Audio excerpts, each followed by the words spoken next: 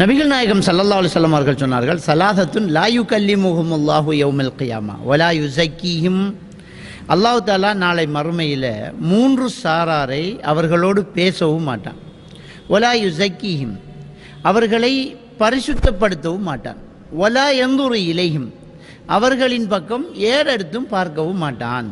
வலஹும் அஸாபுன் அலீம், அவர்களுக்கு கடுமையான தண்டனையும் இருக்கிறது. அப்படி என்று நபிகள் நாயகம் ஸல்லல்லாஹு அலைஹி வஸல்லம் அவர்கள் 3 சாராரை சொல்லி காட்டுறாங்க.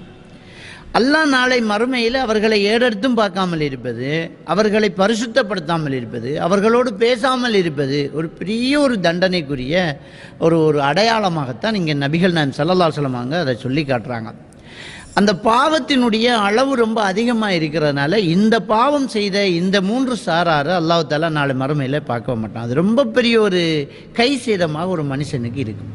நாளை மறுமையில் அல்லாஹ் சிலரை பரிசுத்தப்படுத்துவான். அதாவது யுஸக்கீஹிம்ங்கிறது வந்து தஸ்கி, அவரை பரிசுத்தப்படுத்துறது. அவர் செஞ்ச பாவங்களை எல்லாம் மன்னிச்சு, அல்லாஹ் நீ செஞ்ச நன்மைக்காக நீ செய்த இந்த பாவங்களை எல்லாம் நான் மன்னிச்சிட்டேன்னு அல்லாஹ் பரிசுத்தப்படுத்துகிறான். அப்படி பரிசுத்தப்படுத்த முடியாத அளவுக்கு இந்த பாவம் இருக்குது. அவங்கள அல்லாஹ் திரும்பி கூட பார்க்காத அளவுக்கு அந்த பாவம் இருக்குது. அது மட்டும் இல்லை, அவங்கள்ட்ட அல்லாஹ் பேசவும் மாட்டானாம். நீ ஏன் இப்படி செஞ்ச, ஏன் இப்படி நடந்துச்சு அப்படின்ற அல்லாஹ் பேசுறது கூட இந்த பாவம் செய்தவர்கள்ட்ட நடக்கவே நடக்காது.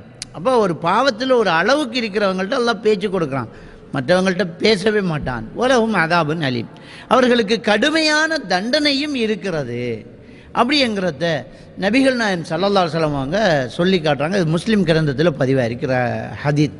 அப்போ இந்த பாவி யார், இந்த பாவம் செய்தவர்கள் யார் அப்படின்னு சொன்னால், முதலாவது நபிகள் நாயகம் ஸல்லல்லாஹு அலைஹி வஸல்லம் அவங்க சொல்லி காட்டுறாங்க, ஷேஹின் ஜானி, விபச்சாரம் செய்யக்கூடிய வயோதிபர் அப்படிங்கிறாங்க. வயோதிப நிலையில் விபச்சாரமே ரொம்ப பெரிய ஒரு குற்றமான ஒரு காரியம். அந்த விபச்சாரத்துக்கு இஸ்லாமிய ஒரு ஆட்சி, இஸ்லாமிய அரசு இருக்குமாக இருந்தால், திருமணம் முடிக்காதவர்கள் விபச்சாரம் செய்தால் சமூக மட்டத்தில் மக்களுக்கு முன்னிலையில் அவருக்கு கசையடி. அவர் திருமணம் முடித்தவர்களாக இருந்தால், அந்த 2 பேருமே, அந்த கணவன் மனைவி 2 பேருமே திருமணம் முடித்தவர்களாக இருந்தால் அவர்களுக்கு மரண தண்டனை. அந்த அளவுக்கு ஒரு கடுமையான ஒரு பாவமாக இந்த விபச்சாரம் இருக்குது. சரி, இப்போ இஸ்லாமிய ஆட்சி இல்லையா, அந்த பாவம் செய்தவர்களுக்கு மறுமையில் கடுமையான தண்டனை இருக்குது. இந்த விபச்சாரம் செய்தவர்களுக்கு மறுமையில் பெரிய ஒரு தண்டனையை அல்லாஹ் தஆலா சித்தப்படுத்தியிருக்கிறான். ரொம்ப பெரிய ஒரு தண்டனைக்குரியவர்களாக இவங்க இருக்கிறாங்க. அது சம்பந்தமாக நிறைய பயான்களை நம்ம கேட்டிருக்கிறோம். அவ்வளோ பெரிய பாவமான இந்த பாவத்துக்குள்ள இன்னொரு படி மேலே போகுது. இந்த விபச்சாரத்திலேயே ரொம்ப பெரிய குற்றம் என்ன அப்படிங்கும்போது, ஒன்று நபிகள் நாயகம் ஸல்லல்லாஹு அலைஹி வஸல்லம் அவங்க சொல்கிறாங்க, பக்கத்து வீட்டுக்காரியோடு அல்லது பக்கத்து வீட்டுக்காரனோடு செய்யக்கூடிய விபச்சாரம் அது ஒரு பெரிய பாவம். அது வேறு ஹதீஸில் வருது. ஏன்னா இந்த இடத்துல பாருங்கள், ஒரு பக்கத்து வீட்டில் நடக்கிற விபச்சாரம் எங்கும்போது உறவுகளுக்குள்ளே நடக்கக்கூடிய விபச்சாரம். ஏன்னா இந்த பக்கத்து வீட்டுக்காரனை நம்பித்தான் ஒருத்தன் வந்து வெளியில் போக போகிறான். நம்ம வெளியில் போகும்போது யாரை நம்பி போகிறாங்க? நம்ம பக்கத்து வீட்டில் இருக்கிறவங்க பார்த்துக்குவாங்க, அவங்கெல்லாம் நம்மளை குடும்பத்தை, நம்ம பிள்ளைகளுக்கு ஏதாவதுண்டா பார்த்துக்குவாங்க அப்படி என்று தான் நம்ம விட்டுட்டு போகிறோம். அப்படி நம்ம யாரை நம்பி விட்டுட்டு போகிறோமோ அவன் துரோகம் செய்கிறது. அதுதான் பக்கத்து வீட்டுக்காரனோடு நடக்கக்கூடிய விபச்சாரம். இன்றைக்கி உள் வீட்டுக்குள்ளேயே விபச்சாரம் நடந்துக்கு, சொந்தத்துக்குள்ளேயே சில விபச்சாரங்கள் நடந்துக்கிட்டே இருக்குது. அப்போ இப்படிப்பட்ட விபச்சாரங்கள் ரொம்ப மோசமான ஒரு விபச்சாரம். அண்மையில் கூட நம்ம பரவலாக இலங்கையினுடைய ஒரு நியூஸில் பார்த்துருந்தோம். ஒரு ஊரில் வந்து ஒரு தகப்பன் பிள்ளை மகளோட தவறாக நடந்து அந்த மகள் கர்ப்பமாகி குழந்தையை பெற்று அந்த குழந்தையை வீசி அது மாட்டிக்கிட்ட சம்பவத்தை நாங்கள் பார்க்கலாம். அப்போ இது எவ்வளோ பெரிய ஒரு குற்றமான ஒரு காரியம் இது. அந்த பெரிய ஒரு குற்றத்துக்குள்ள அதுலேயும் ரொம்ப பெரிய ஒரு பாரதூரமான ஒரு விஷயந்தான், வயோது போன அந்த நிலையில் கூட அவர் விபச்சாரம் செய்கிறார். ஷேஹின் ஜானின்ங்கிறாங்க. வயது போன நிலையில் விபச்சாரம் செய்கிறார். அவனுக்கு வயது போன நிலையில் விபச்சாரம் செய்கிறான்னு சொன்னால் அனுபவிச்சு முடிஞ்சு அவனுக்கு அழகாக திருமணம் இன்னொன்று முடிக்கிறதாக இருந்தால் முடிக்கலாம். அப்போ இப்படிப்பட்ட ஒரு நிலையில் இருந்துக்கிட்டு வாழ்க்கையில் இருக்கக்கூடிய அந்த உணர்வுகள் அதிகமான அந்த இளமை பருவத்தை எல்லாம் தாண்டி மனதை கண்ட்ரோல் பண்ணி இறைவனிடத்தில் நெருங்கி நம்ம மறுமைக்காக தேடக்கூடிய அந்த சந்தர்ப்பத்தில் அல்லாஹ் மறக்கிறான் பாருங்கள். சாதாரணமாக நர விழுந்துட்டாலே, வயது போனாலேயே நம்ம எல்லாருக்கும் ஒரு பயம் பெறும். நமக்கு என்ன வயசு போச்சு, இன்றைக்கும் நாளைக்கு வேண்டி இருக்குது, நம்ம நேரத்தை வீணாக்கக்கூடாது, கொஞ்சம் பள்ளியிலேயே நேரத்தை ஒதுக்குவோம், முன்பின் சுண்ணத்துக்களை தொழுவோம், கொஞ்சம் திக்கரில் இருப்போம், அல்லாஹ்கிட்ட பாவ மன்னிப்பு தேடுவோம், நல்ல முறையில் நடந்துக்குவோன்னு மக்கள் இறங்கக்கூடிய ஒரு நேரம் தான் இந்த வயோதிபம். அந்த வயோதிப நேரத்தில் அவன் விபச்சாரம் செய்கிறான்னா எந்த அளவுக்கு அல்லாஹ் மறந்துருக்கிறான் பாருங்க. அல்லாஹ்வை மறந்துருக்கிறான். இன்னைக்கு நிறைய அந்த விபச்சாரமே ரொம்ப அதிகமாக நடந்துக்கிட்டு இருக்குது. அந்த வயோதிப நிலையில் விபச்சாரம் ரொம்ப அதிகமாக நடக்குது பாருங்க. வயோதிப நிலையில் விபச்சாரம், ரொம்ப வயசானவங்கள்லாம் விபச்சாரம் பண்ணிக்கிட்டு, பேரப்பிள்ளை கண்டவளெல்லாம் விபச்சாரம் பண்ணிட்டு இருக்கிறான், பேரப்பிள்ளை கண்டவன் எல்லாம் விபச்சாரம் பண்ணிக்கிட்டு இருக்கிறான். அப்போ அந்த இடத்துல அவன் அல்லாஹ்வை மறந்துறான். என்ன வாழ்க்கை இது, என்ன உனக்கு கிடைச்சிக்க போகுது, இந்த இதில் என்ன இன்பம் உனக்கு இருக்குது? அப்போ அந்த நிலையில் விபச்சாரம் செய்கிறவன் அல்லாஹ் தஆலா எப்படி தண்டிக்கிறான் பாருங்க. நாளை மறுமையில் அவன் அல்லாஹ் ஏறெடுத்தும் பார்க்க மாட்டான், அவனை பரிசுத்தப்படுத்த மாட்டான், அவனோடு பேச மாட்டான். ஆனால் அவனுக்கு கடுமையான தண்டனை இருக்குது. அப்படி என்று சொல்லக்கூடிய ஒரு விபச்சாரம், ஒரு குற்றத்தில் முதலாவது ரசூலுல்லாஹ் சொன்னாங்க வயது போயும் விபச்சாரம் செய்யக்கூடிய. ரெண்டாவது என்ன சொல்கிறாங்க, அதை சொல்கிறாங்க மலிக்குன் கதாப் அப்படிங்கிறாங்க. அந்த 7 பேர் அப்படிங்கிற ஒரு தலைப்பு நாங்கள் இதுக்கு முன்னே போட்டிருந்தோம். அதில் அல்லாஹ் தஆலா நிழல் கொடுக்கிற 7 பேரை பற்றி சொல்கிறான்.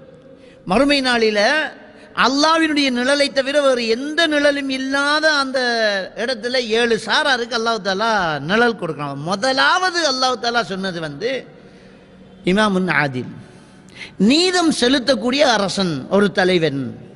அவன் யாருக்கும் பயப்பட வேண்டிய அவசியம் இல்லை. அவன் நீதம் செலுத்துறதுக்கு யாரையும் எந்த ஒரு உந்து சக்தியும் அவனுக்கு கிடையாது. யாருக்கும் பயந்து அவன் நீதம் செலுத்தலை. ஒரே ஒருத்தனுக்கு பயந்து அவன் நீதம் செலுத்தான். அவன் நீதம் செலுத்துறான் எதுக்கென்றால் அவனுக்கு மேலே ஏதாவது ஒன்றை காட்டுறதுக்கு இல்லை, அதுக்கு மேலே அவனுக்கு பதவியை தக்க வைக்கிறதுக்கு ஒன்றுமே இல்லை. ஆனால் அவன் நீதம் செலுத்துறான், அவனுக்கு நிழல் கொடுக்குறான். இந்த மூணாவதுல இந்த 3 பேர் அல்லாஹ் பரிசுத்தப்படுத்த மாட்டான், ஏறெடுத்தும் பார்க்க மாட்டான், பார்க்கவே மாட்டான், பேசவே மாட்டான், தண்டனை இருக்குது என்று சொன்ன அந்த கூட்டத்தில் ரெண்டாவது அல்லாஹ் தஆலா சொல்றது மலிக்குன் கதா, பொய் சொல்லக்கூடிய அரசு. எதுக்கு நீ பொய் சொல்லணும்?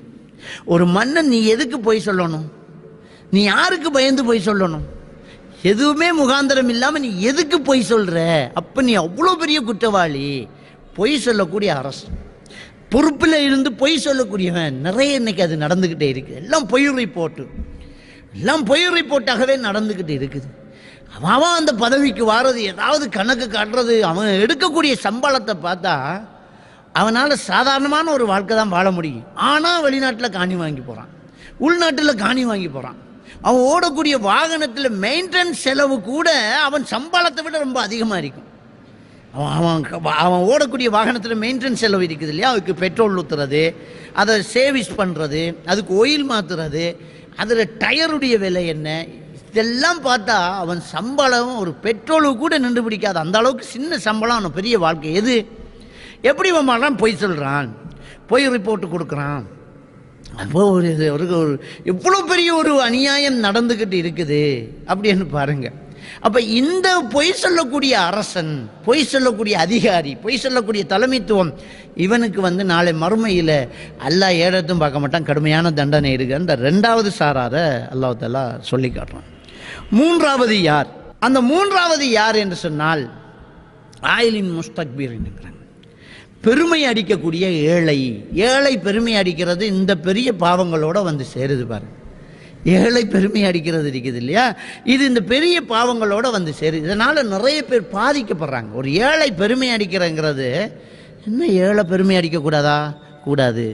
என்னென்ன பாதிப்பு அதில் எல்லாம் இருக்குது அப்படிங்கிறத சிந்திச்சுப்போம். முதல்ல பெருமை அடிக்கிறதுங்கிறது அல்லாஹ்வுடைய கண்ணியத்தில் கை வைக்கிறது. பெருமை அடிக்கிறவன் அல்லாஹ் தான் பெருமை அடிப்பான். அவன் வேட்டியில் கை வைக்கக்கூடாதுன்றாங்க ரசூலுல்லாஹி ஸல்லல்லாஹு அலைஹி வஸல்லம். பெருமை அடிக்கிறது கூடாது. நம்ம வசதிக்கேற்ற மாதிரி நம்ம வாழ்கிறது அல்லாஹ் நமக்கு அனுமதி தந்தது. நபிகள் நாயகம் ஸல்லல்லாஹு அலைஹி வஸல்லம் அவர்கள் பெருமையை பற்றி சொல்லும்போது ஒரு நபித்தோழர் கேட்குறாங்க, யா ரசூலல்லாஹ், ஒருத்தர் தன் ஆடை அழகாக இருக்க வேணும், நம்ம அணிஞ்சிருக்கக்கூடிய செருப்பு அழகாக இருக்கணும் அப்படின்னு விரும்புகிறான், இதுவும் பெருமையா அப்படிங்கிறாங்க. அப்போ நபிகள் நாயகம் ஸல்லல்லாஹு அலைஹி வஸல்லம் அவங்க சொல்கிறாங்க, பெருமை என்பது அல் கிப்ரு பத்ருல் ஹக் வ கம்துன் நாஸ். பெருமை என்பது உண்மையை மறைப்பதும் அடுத்தவர்களை கேவலமாக நினைப்பதும். அப்போ அந்த உண்மையை மறைக்கிறது என்ன? தனக்கு இருக்கக்கூடிய நிலவரத்தை மறைச்சி வேறொரு ஆள் மாதிரி தன்னை காட்டிக்கிறது. வாடகைக்கு கார் எடுத்துகிட்டு போகிறேன், அடுத்தவன்ட்ட இரவலுக்கு நகை வண்டிக்கிட்டு போகிறேன். அப்போ உண்மையை மறைத்தல், அடுத்தவர்களை கேவலமாக நினைத்தல், இதுதான் பெருமை என்று சொல்லிட்டு ஸல்லல்லாஹு அலைஹி வஸல்லம் அவர்கள் சொன்னார்கள், இது அன்அம அல்லாஹு அலா அப்திஹி நிஅமத்தன், அல்லாஹ் தஆலா ஒரு அடியானுக்கு அருள் கொடுத்துனா, அவனுக்கு நிறைய சொத்து சுகங்களை கொடுத்துட்டான்னு சொன்னால், யுஹிப்பு அய்யராதர நிஅமத்திஹி அலைஹி, அந்த அல்லாஹ் தந்த அருளின் வெளிப்பாடு அவனிடத்தில் வெளிப்படுறத பார்க்கறதுக்கு அல்லாஹ் விரும்புகிறான். என்ற வசதிக்கு ஏற்ற மாதிரி நான் சேர்த்து போகிறேன், நான் அதை மறைக்கக்கூடாது. எனக்கு தந்த அல்லாட அருளை நான் மறைக்க, என் வசதிக்கு ஏற்ற மாதிரி நான் செருப்பு போகிறேன், என் வசதிக்கு ஏற்ற மாதிரி நான் வாகனம் வச்சுக்கேன், என் வசதிக்கு ஏற்ற மாதிரி நான் வீடு கட்டிக்கேன், எனக்கு அல்லாஹ் நிறைய தந்திக்கிறான்னு நான் வெளியில் காட்டிக்கிறேன். இது அல்லாஹ் விரும்புகிறது. ஆனால் தந்தத்தை விட மேலாக போகிறான் இல்லையா, அது ஏழை பெருமை அடித்தல். அது பெரிய ஒரு பாவமான, அல்லாஹ் பரிசுத்தப்படுத்த முடியாத ஒரு விஷயம். இன்னைக்கு நிறைய இந்த ஏழை பெருமை அடிக்கக்கூடிய விஷயங்கள் நிறைய நடந்துக்கிட்டே இருக்கு. இன்னைக்கு நிறைய பேர் வாகனம் ஓட்டிகிட்டு இருக்கிறாங்க. உண்மையிலேயே அவன் வருமானத்துக்கு அவன் வசதிக்கு அவன் வாகனம் ஓட்ட முடியாது, அவன்கிட்ட வழி இல்லை. ஆனால் அவன் பேராசைப்படுறான், அவன் பெருமை அடிக்க நினைக்கிறான். நான் அந்த ஜொப்பில் இருந்தானா காரில் போய் இறங்கணும் அப்படின்னு நினைக்கிறான். நான் ஒரு டீச்சர், நான் காரில் போய் இறங்கணும். நான் ஒரு மேனேஜர், நான் காரில் போயிடணும். நான் ஒரு கம்பெனி வச்சு நடத்துகிறேன், நான் ஒரு பெரிய சொப் செய்கிறேன், நான் காரில் போகணும். நான் யார் வீட்டு மருமகன், நான் காரில் போகணும் அப்படிங்கிறான். அப்போ ஏழை பெருமை அடிக்கிறான். அப்போ என்ன செய்கிறான்னு சொன்னால், பினான்சிக்கு வாகனத்தை வாங்குறான். ரெண்டாவது பாவம் அது வட்டி. அப்போ அவன் பெருமைக்காக அவன் வாகனத்தை வாங்குறான். நிறைய பேர் என்ன செய்கிறாங்கண்டா, தன் வசதிக்கு மேலே அவன் ஆசைப்படுறான். நிறைய பேருடைய காணி உறுதி வீட்டில் இல்லை, பேங்கில் இருக்குது. நான் கொழும்புக்கு ஒரு பயணம் போகும்போது பஸ்ஸில் என் பக்கத்தில் ஒரு லோயர் உட்கார்ந்துட்டார். அவர் என்னுடைய வீடியோக்குள்ளே பார்த்துருக்கிறேன், மாஷா அல்லாஹ் அப்படி என்று பேசிட்டு இருக்கும்போது அவர் சொன்னார், நான் HMB பேங்கினுடைய லோயர். அவர் சொல்கிறார், நான் HMB பேங்கின் லோயர். அவர் ஒரு ஊரை சொல்கிறார், இந்த ஊரினுடைய 3 பள்ளி உறுதி மட்டும்தான் பேங்குக்கு வரல, மற்ற எல்லாரும் உறுதியும் வந்துட்டு அப்படின்னு நகைச்சுவையாக யதார்த்தத்தை சொல்கிறார். அது எல்லாம் வந்துட்டேன்டா என்னன்னா, பெரும்பான்மையானவர்களுடைய உறுதி பேங்கில் தான் இருக்குது. எல்லாம் வச்சுட்டு வீடு கட்டிட்டு இருக்கிறான். பேங்கில் உறுதியை வைக்கிறது, தன்னுடைய காணி பத்திரத்தை பேங்கில் வைக்கிறது யாருக்கும் தெரியாது. அதில் காசு எடுத்து வட்டி கட்டிக்கிட்டு பிஸ்னஸ் பண்ணிக்கிட்டு, வட்டி கட்டிக்கிட்டு, வீடு கட்டிக்கிட்டு, வட்டி கட்டிக்கிட்டு, வாகனம் கட்டிக்கிட்டு இருக்கிறான். அப்போ ஒரு ஏழை பேரும் பார்த்தா திடீரென்று பெரிய வீடு, திடீரென்று வாகனம், பெரிய பெரிய வசதியான வாழ்க்கை, எல்லாமே வட்டியில் ஓடிட்டு இருக்கு. ஏழை பெருமையை அடிக்கிறான். இன்னும் சிலர் என்ன செய்யறாங்கன்னா, ஒரு கல்யாணம் வீட்டு போனால் பக்கத்து வீட்டுக்காரன் மாலையத்தான், உன் செருப்பத்தா, உன் சேலையத்தா, உன் சாரியத்தாண்டு அடுத்தவங்க பொருளை வேண்டி போட்டுட்டு, எதுக்கு இந்த பெருமை? உன் வசதி கேட்டமா நீ போ, அந்த ஃபங்க்ஷனில் பெரிய பெரிய ஆட்கள்லாம் வருவாங்க, வரட்டுமே. நீ உனக்கு அல்லாஹ் தந்த அருளோடு நீ போ, உனக்கு அல்லாஹ் இவ்வளோதான் தந்திக்கான்னு நீ போ. எதுக்கு நீ பெருமை அடிக்கணும்? எதுக்கு நீ பெருமை அடிக்கணும்? நிறைய பேர் என்ன, அவன் வசதிக்கு மேலே ஃபோன், கிட்னியை விற்று ஃபோன் வேண்டிக்கிறான். இந்த ஐஃபோன் வந்திருக்குது, அந்த ஐஃபோன் நான் பாவிச்சு ஆகணும். நிறைய பேர் கிட்னியை விற்று ஃபோன் வாங்குறான். நிறைய பேர் புருஷனையோ வாப்பாவையோ டார்ச்சர் பண்ணிட்டு. அந்த பிள்ளைகள் நான் KTM பைக்கில் தான் வாங்குவேன், ஸ்ரீலங்காவில் KTM பைக்கில் தான் நான் வாங்குவேன், இந்தியாவில் பிளட் பைக்கில் தான் நான் வாங்குவேன், இந்த ராயல் பைக்குன்னு சொல்லுவாங்க, அதான் நான் வாங்குவேன், அது வேண்டித்தா. அந்த பெற்றோர்களை போட்டு டோர்ச்சர். அவன் விவசாயியாக இருப்பான், மண்ணில் வேலை செய்வான், அவன் ஒழுங்காக உடுப்பில், அவன் ஓடுறதுக்கு ஒழுங்காக பைக்கில். இந்த பிள்ளைகள் படுத்துகிற பாடு இருக்குதே, வீட்டில் இருக்கிற கண்ணாடி உடைக்கிறது, கதவை உடைக்கிறது, சோபா கிழிக்கிறது, வீட்டில் இருக்கிற கிளாசத்துக்கு எறிகிறது, அவன் தொல்லை தாங்க இயலாமல் கடனை பட்டு அவனுக்கு அந்த பைக்கில் வேண்டி கொடுத்துட்டு கண்ணீர் சிந்தக்கூடிய பெற்றோர்களை பார்க்க. உனக்கு எதுக்கு இந்த பெருமை? நீ பிறந்தது ஒரு ஏழை குடும்பத்தில், அவன் தகப்பனும் தாயும் இவ்வளோதான் சம்பாதி, அதுக்கேற்ற மாதிரி வாழ்ந்துட்டு போ. நீ என்ன ஏன் பெத்த அப்படிங்கிற, அதெல்லாம் இறைவனுடைய ஏற்பாடு. நீ எங்கே பிறக்கணும், எந்த வசதி லெவலில் நீ வாழணுங்கிறது இறைவனுடைய ஏற்பாடு. நான் ஏன் அமெரிக்காவில் பிறக்கலன்னு நீ சண்டை பிடிக்கிறதா? நான் ஏன் பில்கேஜிக்கு மகனாக பிறக்கக்கூடாதுன்னு நீ யோசிக்கிறதா? உனக்கு கிடைச்ச தாய் தகப்பனை நீ மிச்சி புகழு. உன்னை எவ்வளோ வளர்த்திருப்பாங்க, உன்னை எவ்வளோ கொஞ்சிருப்பாங்க. உனக்கு காசால் மாலை போடலை, ஆனால் பாசத்தை உன் மேலே போத்தி விட்டு இருக்கிறாங்களே, அதுக்கு நீ பெருமைப்படக்கூடாதா? அப்போ அந்த தாய் தகப்பம் பட்ட கஷ்டத்தை எல்லாம் மறந்து திரும்பவும் அவங்களுக்கு கஷ்டம் கொடுத்து, எனக்கு பைக் இப்போ வேணும், எனக்கு கார் இப்போ வேணும், எனக்கு இந்த 7000 ரூபாவுடைய ஷூ இப்போ வேணும், வந்தால் தான் நான் கிளாஸ் போவேன். கிளாஸில் எல்லாரும் அந்த குவாலிட்டியான ஷூ போட்டுட்டு வராங்க, எல்லாரும் ஹைஃபை உடுப்பு போட்டுட்டு வராங்க. எனக்கு அந்த ட்ரௌசர் வேணும்னா நீ என்ன பெரிய மாடி வீட்டுக்காரன், பெரிய வசதியான கோடீஸ்வரம் பிள்ளையா? நீ ஏழை பிள்ளைல அப்படியே போ. நீ உனக்கு என்ன பெருமை வேண்டி கிடக்குது? இப்போ நீ பெருமை அடித்தால் அல்லாஹ் நாளை மறுமையில் உன்னை ஏடெடுத்தும் பார்க்க மாட்டான், அல்லாஹ் உன்னோட பேச மாட்டான். கடுமையான தண்டனை இருக்கிறது. ஏனென்றால் ஏழை பெருமை அடிப்பது அல்லாஹ்வுடைய மிகப்பெரிய ஒரு மாறுதலான ஒரு குற்றமான ஒரு விடயமாக நபிகள் நான் ஸல்லல்லாஹு அலைஹி வஸல்லம் சொல்லி காட்டுறாங்க. நிறைய பெண்கள் வெளியில் போகும்போது நகை இரவலுக்கு வேண்டிட்டு போகிறாங்க. நிறைய பெண்கள் வெளியில் போகும்போது ஒரு பெரிய ஃபோனை கையில் எடுத்துக்கிட்டு அப்படியே கையில் அந்த ஃபோனோட போகணும். எவ்வளவுதான் இஸ்கா போட்டு சல்வார் கிட்ட போட்டு சோளை போட்டு மூடினாலும் அந்த நகையை கொஞ்சம் அப்படி வெளியில் வைக்கணும். நகை தெரியாமல் போகுதே அப்படிங்கிறதுக்காக வேண்டிய ஸ்காப்பை இல்லாமல் போட்டுக்கிறாங்க. ஒரு பெண்ணு வந்து அபாய் போட்டுட்டு வந்துட்டான். அபாய் போட்டுட்டு வந்த உடனேயே வந்து அவள்கிட்ட கேட்கப்படுது. இது உண்மையாக நடந்த ஒரு சம்பவங்க. என்னடி திடீரென்று அபாய் போட்டு அதெல்லாம் போட மாட்டேனே, பேசாம இது நகையெல்லாம் அடகு வச்சுட்டேன் அப்படிங்கிறான்.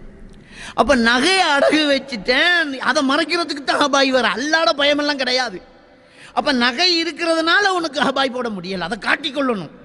அப்போ இப்படியாக வாழ்ந்துக்கிட்டு இருக்கிறாங்க. பெருமை வாழ்க்கை. தன் வசதி, அதாவது ஆளை பார்த்தா பெரிய கோடீஸ்வரம் வீட்டு பிள்ளையோ, பெரிய கோடீஸ்வரம் பெரிய லட்சமாக சம்பாதிக்கிற ஆளோ அப்படின்னு தோன்றும். பின்னாடி அவன் வீட்டுக்கு போனால் பாருங்க, அவ்வளவுதான் நிலைமை புரிஞ்சு போகும். இப்படிப்பட்ட ஏழை பெருமை அடிப்பது என்பது எவ்வளோ பெரிய குற்றம் அப்படிங்கிறத நாங்கள் சிந்திச்சு பார்க்கணும். அவங்கள எல்லாம் ஏடெடுத்தும் பார்க்க மாட்டான் அப்படிங்கிற. அடுத்தவன்கிட்ட இரவல் வாங்குறது, கடன் வாங்குறது, புருஷன்கிட்ட ஃபேஷியலுக்கு மருந்து வேண்டி கேட்குறாரு. வாங்கிட்டா ஒரு ஆள் வந்து சொல்கிறாரு, அசராத் பயானில் சொல்லுங்க அசராத், விருதாளுகள் இல்லை அசராத், என்னுடைய சம்பளமே ரொம்ப கம்மி, ரொம்ப குறைஞ்சதில் சம்பாதிக்கும், ஒரு மாதத்துக்கு 2-3 ரூபாய்க்கு அவளுக்கு க்ரீம் மட்டும் வேண்டி போச்சோம். முகத்தில் பூசுறதுக்கு கொண்டு, புருவத்துக்கு கொண்டு, பல்லு கழுவுறதுக்கு கொண்டு, க்ளீன் பண்ணுறதுக்கு கொண்டு, தோலுக்கு கொண்டு, கொப்பளிக்க கொண்டு, அபாய் சோப்பால் கழுவ மாட்டாமா, அதுக்கு ஒரு சம்பு, இப்படியெல்லாம் வருகுது அசராத். இதெல்லாம் பேசுங்க அசராத், முடியலை அசரத் அப்படிங்கிறான். அப்போ எவ்வளோ பெரிய ஒரு டோர்ச்சர் பண்ணிட்டு இருக்கேன். நான் வெள்ளை ஆகிறதுக்கு க்ரீம் போடுறேன்னா, சரி நீ வெள்ளை ஆகி என்ன பண்ண போகிற? நீ ஏற்கனவே கல்யாணம் பண்ணி உன்னை அந்த கருப்போட விரும்பி ஒருத்தன் கல்யாணம் பண்ணிட்டான். ஒன்றைத்தான் விரும்பி இருக்கிறான், இந்த கருப்பை தான் விரும்பி இருக்கிறான், இந்த மூஞ்சத்தான் அவன் விரும்பி இருக்கிறான், கல்யாணம் பண்ணிக்கிறான். இப்போ நீ க்ரீம் போட்டு வெள்ளையாகி யாரோட ஓட போகிற? யார் மனசை கவர போகிற? எதுக்கு இந்த வீண் செலவு? அவன் வருமானம் என்ன?